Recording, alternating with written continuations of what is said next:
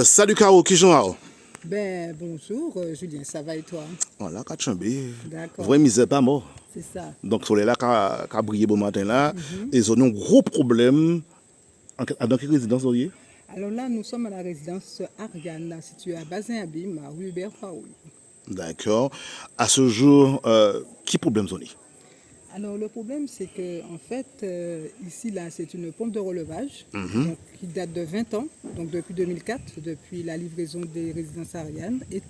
Et du coup, depuis, ça a évolué. Donc on a eu d'autres résidences qui sont attachées à cette pompe de relevage, donc la résidence Tamaya qui est derrière, qui est avec le même bailleur, hein, c'est la Sansama. Et puis, alors du coup, je disais qu'en fait, c'est le même bailleur, c'est la Sansama.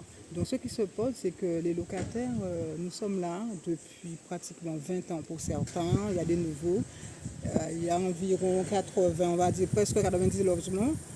Depuis la construction des logements que vous voyez en face, donc on ne citera pas de nom, mais je pense que beaucoup de personnes connaissent les personnes qui construisent sous la ville des Abîmes. Nous avons eu, il y a peut-être en 2004, une mare, ils ont comblé la mare. Et depuis la construction de ces nouveaux logements, il y a un tonton, il y a le neveu, nous sommes en problème. Donc la pompe de relevage, c'est devenu problématique puisque nous en souffrons. Ce n'est pas justement durant les périodes pluviales, hein, mais ce sont des eaux usées, donc les eaux des toilettes, puisque nous respirons des odeurs nauséabondes des toilettes, des matières fécales visuelles. On a aussi des vers de terre. Et c'est impossible aussi d'avoir des invités à la maison. Franchement, Par rapport à l'odeur. Hein? par rapport à l'odeur, parce qu'on ne peut même pas respirer dehors. Là encore, c'est parce qu'il a plu hier, nous étions le 2 novembre, il a plu. Donc l'eau pluviale permet de chasser un petit peu l'eau qui est restée, l'eau dormante. Et donc du coup, on a des familles, on a des personnes handicapées, on a des personnes au chômage, on a des bébés. C'est vraiment invivable. Donc nous avons quand même, avec l'aide de la présidente de l'association, fait des réunions avec les responsables de la Sansama qui malheureusement n'entendent pas vraiment les choses, ne voient pas l'urgence sanitaire des locataires. Donc ce qui fait que aujourd'hui, si nous sommes arrivés jusque-là par les médias, c'est parce que nous en avons assez. Hier, la présidente a cherché à joindre les responsables de la Sansama, sans rien. Bon, je veux bien comprendre que c'est un jour férié, mais vu la situation qu'on avait hier, parce qu'on a dû enlever un véhicule qui était resté coincé au niveau de la pompe de relevage, nous avons eu des locataires de la résidence Tamaya, bâtiment 5, qui sont restés enclavés parce que l'eau est montée au niveau des marches. Donc c'est un petit peu désolant de laisser des personnes vivre dans cette situation. J'ai des locataires qui ont averti quand même le maire. Donc la présidente de l'association nous a confirmé qu'elle a averti le maire des Abîmes par le bien de WhatsApp et tout. Des couillons ont été faits, des réunions ont été réalisées avec aussi le promoteur en question, avec la Sansama. Donc ce problème, voilà, c'est tout le temps, ça dure depuis plus de 2 ans que nous sommes comme ça. Je comprends bien, vous n'avez aucune réponse de la Saint-Amand ni de la ville. Alors, au niveau de la ville, pour le moment, on n'a pas encore de réponse favorable, ni au niveau de la Sansama. Tout ce que la Sansama peut nous dire et qu'ils font, bon, apparemment, c'est vrai que dans les premiers temps, ils ont envoyé, je ne dis pas le nom de l'entreprise, tout le monde sait, pour pouvoir pomper, c'est-à-dire nettoyer la pompe de relevage, puisque la station d'épuration se trouve un petit peu vers Boisvin. Donc, oui, pendant 3 jours, l'entreprise en question a pompé l'eau. Et la Sansama reconnaît qu'ils ont déjà dépensé trop d'argent parce que ça leur fait, voilà, la trésorerie. Mais ce n'est pas ça, c'est la vie des personnes qui sont en danger puisque nous avons des moustiques. Nous ne savons pas maintenant, on entend parler des moustiques tigres, tout type de moustiques qui donnent la dengue. Et justement, par rapport aux enfants, des personnes asthmatiques, nous avons même des personnes qui ont dû déménager à cause de ça. Et pour pouvoir ajouter, moi, ce qui m'embête en plus, c'est que la Sansama est consciente de la situation. La Sansama héberge encore de nouveaux locataires. Lorsque vous avez une situation quelconque, actuelle, vous évitez de mettre encore des locataires dans cette situation. On a demandé au niveau de la présidente lors de la réunion, ils ont demandé à ce qu'on héberge les familles. La Sansama nous dit que oui, il faudrait faire la demande nous-mêmes en ligne pour héberger. Mais non, vous êtes censé vous occuper de la sécurité des locataires, de l'hygiène des locataires. C'est pas normal. C'est pas normal. Je comprends bien, c'est un risque majeur pour votre santé. Hein? Exactement, parce que, alors, non seulement qu'on parle de ça, maintenant là, mais il faudrait savoir que principalement dans la résidence Ariane, nous avons une souffrance au niveau des logements. Nous avons alors la résidence Ariane et Tamaya, presque 70% des logements ont des fissures, ont des infiltrations d'eau, nous avons des moisissures dans les logements, nous perdons nos sacs, nos chaussures, effectivement, nous avons des vêtements avec plein de points, on voit des traces de moisissures, on sait ce que c'est, et c'est invivable, même chez nous, même si les fenêtres sont fermées, nous sentons les odeurs nauséabondes. C'est pas normal. Moi je dis, est-ce que des membres, les responsables de la Sansamar, des personnes concernées par la situation, les promoteurs, les personnes qui sont autour de cela, est-ce qu'ils auraient souhaité héberger leur famille dans cette situation actuelle? Je ne pense pas. D'accord? Et en plus, nous payons nos charges, nous payons le loyer, nous avons demandé à ce que la Sansamar fasse au moins un geste. Qu'est-ce qu'on nous dit? Qu'on fait un geste de moins 15%. C'est quoi 15% sur un loyer qui coûte 500 €?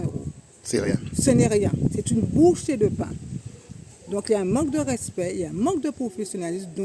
Donc aujourd'hui, excusez-moi le terme, je vais rester poli, c'est le coup de gueule que nous faisons aujourd'hui et ce n'est pas terminé. Nous continuons ainsi jusqu'à ce qu'on trouve une solution, soit héberger les locataires, soit changer. Nous avons demandé à changer, à mettre une pompe de relevage neuve. Ça n'a pas été fait. Nous ne savons pas qui, on nous lance la balle de façon, on ne sait pas qui doit faire. Si c'est monsieur un tel, nous ne citons pas de nom pour le moment. Mais tout le monde se renvoie là-bas, c'est pas nous, c'est monsieur un tel. Même au niveau de la SMEAG, ils sont venus, ils nous ont dit, oui, si c'était nous aurons déjà changé la pompe de relevage, mais étant donné que c'est une résidence privée, c'est la Sansamar qui est censée faire le nécessaire pour ses locataires. En tout cas, la ville des Abîmes est informée de la situation actuelle parce que c'est une situation qui est désespérée, donc voilà. Et je dirais la situation est grave. Hein? Elle est très, très, très grave parce que franchement, Julien, tu peux te mettre là debout. Il est quelle heure? On va dire qu'il est... je sens déjà l'odeur. Hein? Il y a l'odeur qui commence à monter. Il y a les moustiques. Là, on voit le visu. Et là, ce n'est rien. Hein. Là, c'est un visu. Là, c'est encore propre. Mais il y a des fois qu'on voit vraiment que c'est de l'eau qui a dormi là durant un mois. C'est vert. On voit déjà, vous voyez la nature. Il y avait même des régimes de bananes qu'on ne peut même pas s'en servir. Tellement c'est dégueulasse.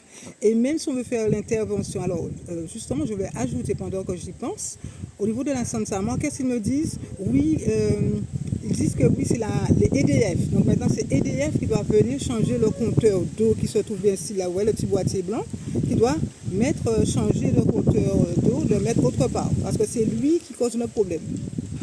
Alors j'ai dit, comme étant donné, alors, à un moment, c'est pas EDF, c'est ça, enfin, on nous tourne en bourrique. Donc maintenant, on se dit, soyons sérieux, nous sommes des adultes. Ça suffit. Mettons les locataires en sécurité pour leur vie, pour leur santé, pour leurs enfants, pour leurs mamies, pour leurs mamans. Parce que je vous dis certainement, il y a des personnes âgées ici, il y a des personnes handicapées, il y a des enfants. Je me répète un peu, il faut que la Sansamar fasse quelque chose. Voilà, en tout cas, merci d'être venu quand même nous écouter parce qu'on a l'impression qu'on tourne en rond. Nous faisons des réunions sous des réunions avec d'autres collectifs et malgré tout, les choses, on prend le temps, on nous dit oui, ça viendra, mais il est temps et je demande, par le bien de votre média, si tu le permets, que EDF aussi vienne faire un tour, vienne voir ce que nous subissons tout le temps et c'est récurrent. Ce n'est pas que les eaux usées, ce n'est pas que l'eau pluviale, c'est un mélange puisque faudrait dire aussi que la pompe de relevage s'est connectée. Il y a au moins 6 connexions et les lotissements ne sont même pas encore terminés puisque là on a presque 90 logements qui seront implantés ici, qui sont déjà connectés sur la pompe de relevage qui est déjà problématique. Donc moi je ne sais pas ce qu'on cherche, mais là c'est du n'importe quoi. Donc si on peut trouver une solution assez radicale et rapide pour les locataires, je serais bien contente parce que là, ce n'est plus de la souffrance. Là, c'est vraiment de la négligence. Les gens ont tellement peur de parler parce qu'ils sont tellement traumatisés par la situation qu'ils me disent qu'ils n'ont plus envie de parler. Ils sont fatigués moralement et psychologiquement. Donc, il faut vraiment en avoir pour en parler derrière une caméra parce que c'est difficile. C'est difficile moralement. Donc, si certains ne pleurent pas chez eux, je ne sais pas quoi dire. Mais pour les mères de famille, les pères de famille, c'est pas facile. Donc on est là quand même. Donc comme je dis merci à toutes celles qui sont venues dire ce qu'elles ont à dire parce que pour moi c'est important de faire connaître à la Guadeloupe au maire des Abîmes et à tous les acteurs, toutes les personnes qui peuvent nous aider, le CCAS, en fait, tout le monde qui peut apporter son aide, de venir nous rencontrer, et connaître le numéro de la présidente et qu'on puisse faire des réunions, se réunir, venir sur les lieux et trouver une solution au moins avant la fin de l'année 2024, afin que 2025, que nous puissions recommencer une année avec une situation beaucoup plus propre. Voilà. Merci en tout cas. Bonne journée. Merci, bonne journée.